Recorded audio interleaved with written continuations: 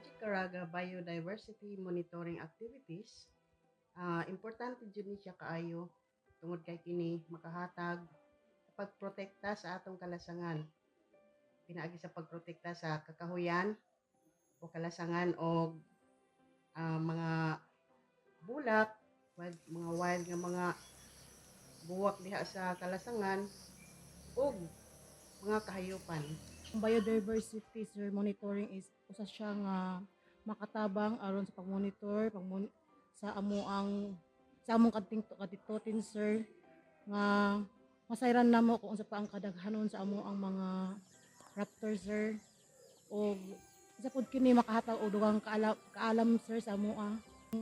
biodiversity sir nga monitoring sir isa pod siya nga murag nakapahatag pod siya og dakong tabang sa amo sir kung unsa ka importansya di ay ang tagsa-tagsa nga mananap sir. Actually sir dako siya nga tabang kay nadugangan ang ako ang among kaalam kung ingon pa man pas amo kasinati kung unsa siya ka importansya sir kung anong kinahanglan siya kinahanglan sila ampingan kinahanglan sila padaghanon kay tungod nga isa kini nga nakatabang sa amo ang kinabuhi. Og ingon man sir sa Project Caraga dako miig pasalamat mismo ako nakaingon ko nga ang ilahang tumong ug tinguha dako gid siya nga tabang kay tungod nga nakita nako nga maayo siya dako siyang impact nga ingon pa mapadayon ang amuang malahaw tayong kuan sa amo ang kaditoten sir. Sa akong nasinatian sir ang Project Caraga nga ilang activity diri about sa biodiversity is maayo. Mas napalig-on ang mga tao diri nga or ang mga komunidad nga pahalagahan nila ang mga biodiversity diri like sa mga langgam, sa mga nagkadaiyang klase sa mga hayop or mga insekto diri sa among kadto. Ang pagprotekta sa kalasangan pinaagi sa monitoring sa biodiversity sa Project Caraga may nungdanon kini kaayo tungod kay isip lumulupyo dinhi sa komunidad sulod sa Kadti 239 ang ikitang mahibalo kung unsa ka importante ang mga kakahuyan, mga kahayupan o mga buwak nga nasulod sa kalasangan.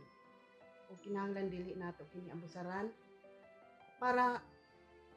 makit-an pa sa atong sunod nga henerasyon, atong mga kabataan. Tungod kay og wala nay mga kalasangan, wala na say kabuhian ang mga tao. Ug pasalamat usab ako nga ang Project Caraga kumpanya ni sulod gyud diri sa Kadti 239 tungod kay gitabang sila sa amoa. Isip mga tribo dinhi sa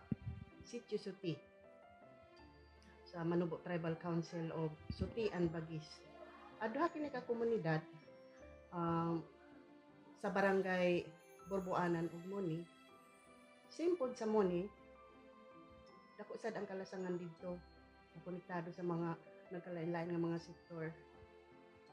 O akong napalandungan nga ang Kadti 239 is very very lucky gyud tungod kay gisuportahan kami sa Project Caraga para mahibalo ang mga katawhan unsa ka importante nga diin ang biodiversity, the key of is trees. Matod pang ni dato sayaw nga permi gyud niya kini gipasabot sa mga katawhan diha sa komunidad. Para sa ko sir dako siya nga tabang dako siya nga gamit sir magamit gid siya ma-apply gid nam sa amo ang knowledge kay ingon pa man agi tay mga butang kami mismo kami wala mi kabalo apan tungod sa mga monitoring nga gipadala sa Project Caraga matagaan mi og dugang kaalam dugang experience nga amo pud masinati nga ilang na share pod sa amo Ang para sa ako sir kani nga mga kani nga mga conservation nga ilang ginabuhat nakatabang gyud ni sa among komunidad pag conserve sa mga hayop dito sa among kalasangan unya kung unsa pa nga mga hayop ang ilang nasinatian or nakit-an nila dito sa among mga kalasangan para mas madungan pa ang ilang pag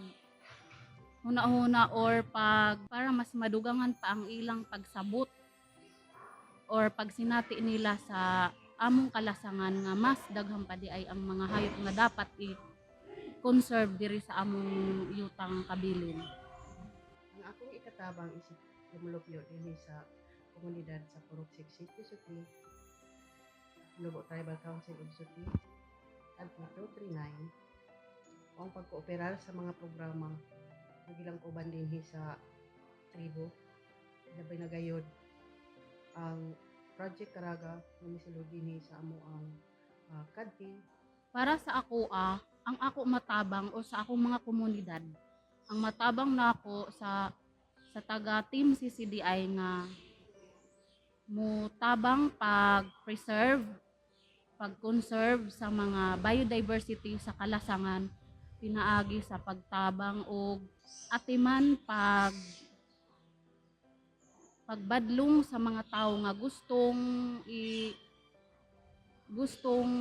patyon ang mga hayop sa kalasangan. Para sa ako, sir, makatabang ko, pinaagi sa unang-una, pagdisiplina sa akong kagalingon, sa akong pamilya.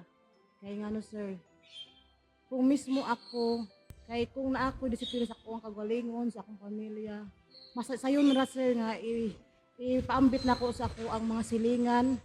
sa ila, kung unsay ako ang buot ipasabot, sir, makaayuhan pa sa mo ang komunidad. O unang-una musugod po ang pag-amping sa kinayahan sa ako ang kagalingon. Ingon pa nun, sir, ako i-share ang ako ang nasabtan, akong kaalam sa uban, sa akong kaparentehan, sa akong silingan, kung unsay buot ipasabot, o unsay tumong, o ako ipakisayod sa ako ang mga kaila, katribo, aron mapadayon ang pag-maintinar sa amo ang kinaiyahan, nga diin ang sumusunod, ila pa kini matagamtaman, umaambit pa sa pag-abot sa panahon.